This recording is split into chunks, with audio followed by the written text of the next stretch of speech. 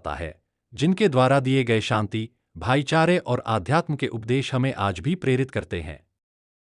महात्मा बुद्ध वो महापुरुष थे जिन्होंने भारत के साथ साथ पूरे विश्व को प्रेम और सद्भाव का पाठ पढ़ाया। एक महाप्रतापी और धनधान्य से समृद्ध राजा के घर जन्म लेने के बावजूद उन्होंने पारिवारिक मोहमाया का त्याग किया और संन्यास का मार्ग अपनाया। संन्यास और तपश्चर्या के मार्ग पर चलते हुए उन्हें जिस अमूल्य ज्ञान की प्राप्ति हुई, उसका पाठ उन्होंने पूरी दुनिया को पढ़ाया।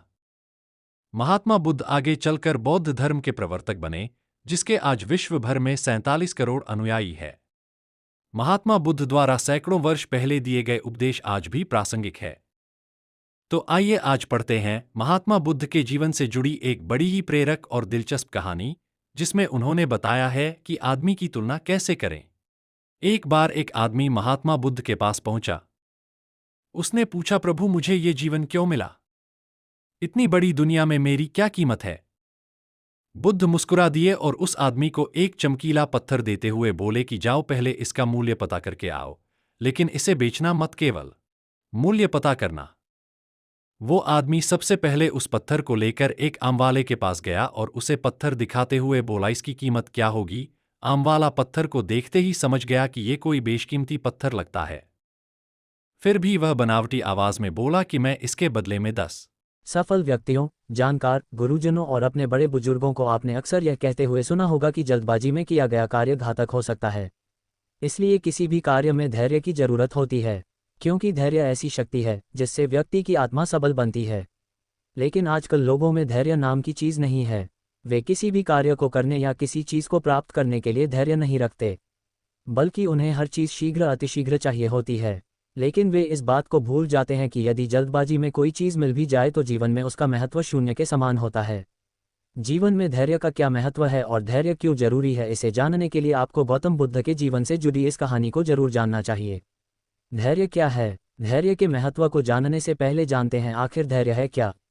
दरअसल धैर्य, धीरज, संतोष या सहनशीलता ऐसे गुणों में एक है जो हर किसी के पास नहीं होता है। धैर्यवान व्यक्ति वह है जो कठिन परिस्थिति में भी शांत रहकर सहन करते हुए उसे पार कर लेता है या सही समय आने का धैर्यपूर्वक इंतजार करता है। धैर्य से जुड़ी गौतम बुद्ध की कहानी। गौतम बुद्ध एक बार शिष्यों के साथ गांव से शहर की ओर जा रहे थे। यात्रा करते हुए उन्हें और शिष्यों को थकान महसूस हुई। थकान मिटाने के लिए वे एक झील के पास रुक गए और एक शिष्य को प्यास बुझाने के लिए झील से पानी लाने को कहा। शिष्य बर्तन में पानी लेने के लिए झील के पास गया, लेकिन जब झील के पास पहुंचा तो देखा कि वहां कुछ लोग पानी में कपड़े धो रहे हैं और उसी समय एक बैलगाड़ी भी झील के किनारे आकर रुकी, जिससे कि सारा मिट्टी पानी में घुल गया और झील का पानी गंदा हो गया। शिष्य सोचने लगा कि इतना दूषित और गंदा पानी अपने गुरु के पीने के लिए कैसे लेकर जा सकता हूं। इसलिए वह बिना पानी लिए खाली हाथ ही लौट गया। शिष्य ने गौतम बुद्ध से कहा, गुरुदेव, झील का पानी बहुत गंदा है और पानी पीने के योग्य नहीं है। साथ ही उसने पानी के गंदे होने के सभी कारण भी गौतम बुद्ध को बताए। गौतम बुद्ध ने कहा, ठीक है, कोई बात नहीं, कुछ देर यहीं आराम कर लेते हैं। लगभग आधा घंटा आराम करने के बाद गौतम बुद्ध फिर से उसी शिष्य को पानी लाने के लिए कहते हैं। शिष्य फिर से बर्तन लेकर झील के पास जाता है, लेकिन इस बार वह देखता है कि झील के पानी में कोई हलचल नहीं है और पानी भी एकदम साफ और पीने के योग्य है। जो मिट्टी पानी के ऊपर दिखाई दे रहा था वह भी अब झील की तली में बैठ गया। शिष्य बर्तन में पानी भरकर गौतम बुद्ध के पास जाता है। बर्तन में साफ पानी देखकर गौतम बुद्ध शिष्य से कहते हैं, देखो कैसे मिट्टी भी अपने स्थान पर चली गई और पूरा पानी साफ व पीने के योग्य हो गया। हमें साफ पानी के लिए कोई प्रयास भी नहीं करना पड़ा, केवल अच्छे समय का इंतजार करना पड़ा और हमें अच्छा व साफ पानी मिल गया। इससे ये सिद्ध होता है कि भले ही जीवन में कितना भी कठिन समय क्यों न आए, अगर थोड़ा देर ठहरकर उस मुश्किल समय के बीतने का इंतजार किया जाए तो आने वाला समय अपने आप ही अच्छा हो जाता है। इसलिए जीवन में धैर्य जरूरी है। गौतम बुद्ध की बात सुनकर शिष्य इस अमूल्य सीख को देने के लिए उनका धन्यवाद करता है। एक बार भगवान गौतम बुद्ध एक प्रवचन सभा में आकर मौन बैठ गए। महात्मा बुद्ध को यूं मौन देख शिष्यों के मन में चिंता होने लगी। वे सोचने लगे कि कहीं महात्मा बुद्ध शारीरिक रूप से अस्वस्थ तो नहीं हैं। अपनी जिज्ञासा को शांत करते हुए आखिरकार एक शिष्य ने बुद्ध से पूछ ही लिया। शिष्य ने कहा, गुरुदेव, आज आप इतने मौन क्यों हैं? महात्मा बुद्ध ने कोई उत्तर नहीं दिया। इसके बाद दूसरे शिष्य ने फिर वही सवाल पूछा, गुरुदेव, आप स्वस्थ तो हैं? लेकिन महात्मा बुद्ध फिर से कोई उत्तर न देकर मौन ही बैठे रहे। इतने में बाहर से एक व्यक्ति के जोर जोर चिल्लाने की आवाज आई। वह कह रहा था कि आज आपने मुझे धर्मसभा में आने की अनुमति क्यों नहीं दी? उस व्यक्ति के सवाल का भी बुद्ध ने कोई उत्तर नहीं दिया और आंखें बंद करके ध्यानमग्न हो गए। व्यक्ति चिल्लाते हुए बाहर से फिर से वही सवाल दोहरा रहा था कि मुझे धर्मसभा में क्यों नहीं आने दिया जा रहा है। धर्मसभा में उपस्थित महात्मा बुद्ध के शिष्यों में से एक ने उस व्यक्ति का समर्थन करते हुए महात्मा से कहा, गुरुदेव, उस व्यक्ति को धर्मसभा के भीतर आने की अनुमति प्रदान कीजिए। महात्मा बुद्ध ने आंखें खोली और कहा, नहीं, उसे धर्मसभा में आने की अनुमति नहीं दी जा सकती है, क्योंकि वह अछूत है। अछूत? मगर क्यों? बुद्ध के मुख से यह शब्द सुनकर सारे शिष्य आश्चर्य में पड़ गए कि आखिर आज गुरुदेव को हुआ क्या है। वे छुआछूत कब से मानने लगे। सभी शिष्यों मन के उठ रहे भावों को ताड़ते हुए बुद्ध ने कहा, हाँ, वह अछूत है, क्योंकि आज वह अपनी पत्नी से लड़कर आया है। क्रोध से जीवन की शांति भंग होती है। क्रोधी व्यक्ति मानसिक हिंसा करता है। इस क्रोध के कारण ही शारीरिक हिंसा होती है और क्रोध करने वाला अछूत होता है, क्योंकि उसकी विचार तरंगे दूसरों को भी प्रभावित करती हैं।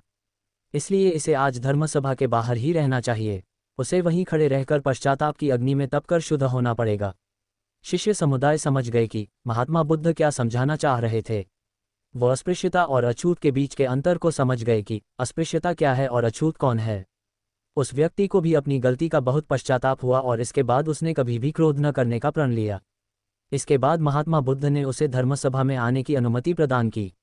महात्मा बुद्ध ने आंखें खोली और कहा, नहीं, उसे धर्मसभा में आने की अनुमति नहीं दी जा सकती है, क्योंकि वह अछूत है। अछूत? मगर क्यों? बुद्ध के मुख से यह शब्द सुनकर सारे शिष्य आश्चर्य में पड़ गए कि आखिर आज गुरुदेव को हुआ क्या है। वे छुआछूत कब से मानने लगे। सभी शिष्यों मन के उठ रहे भावों को ताड़ते हुए बुद्ध ने कहा, हाँ, वह अछूत है, क्योंकि आज वह अपनी पत्नी से लड़कर आया है। क्रोध से जीवन की शांति भंग होती है। क्रोधी व्यक्ति मानसिक हिंसा करता है। इस क्रोध के कारण ही शारीरिक हिंसा होती है और क्रोध करने वाला अछूत होता है, क्योंकि उसकी विचार तरंगे दूसरों को भी प्रभावित करती हैं। इसलिए इसे आज धर्मसभा के बाहर ही रहना चाहिए। उसे वहीं खड़े रहकर पश्चाताप की अग्नि में तपकर शुद्ध होना पड़ेगा। शिष्य समुदाय समझ गए कि महात्मा बुद्ध क्या समझाना चाह रहे थे।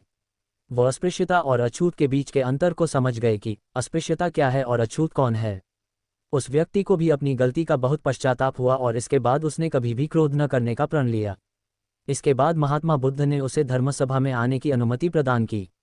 महात्मा बुद्ध ने आंखें खोली और कहा, नहीं, उसे धर्मसभा में आने की अनुमति नहीं दी जा सकती है, क्योंकि वह अछूत है। अछूत? मगर क्यों? बुद्ध के मुख से यह शब्द सुनकर सारे शिष्य आश्चर्य में पड़ गए कि आखिर आज गुरुदेव को हुआ क्या है। वे छुआछूत कब से मानने लगे। सभी शिष्यों मन के उठ रहे भावों को ताड़ते हुए बुद्ध ने कहा, हाँ, वह अछूत है, क्योंकि आज वह अपनी पत्नी से लड़कर आया है। क्रोध से जीवन की शांति भंग होती है। क्रोधी व्यक्ति मानसिक हिंसा करता है। इस क्रोध के कारण ही शारीरिक हिंसा होती है और क्रोध करने वाला अछूत होता है, क्योंकि उसकी विचार तरंगे दूसरों को भी प्रभावित करती हैं। इसलिए इसे आज धर्मसभा के बाहर ही रहना चाहिए। उसे वहीं खड़े रहकर पश्चाताप की अग्नि में तपकर शुद्ध होना पड़ेगा।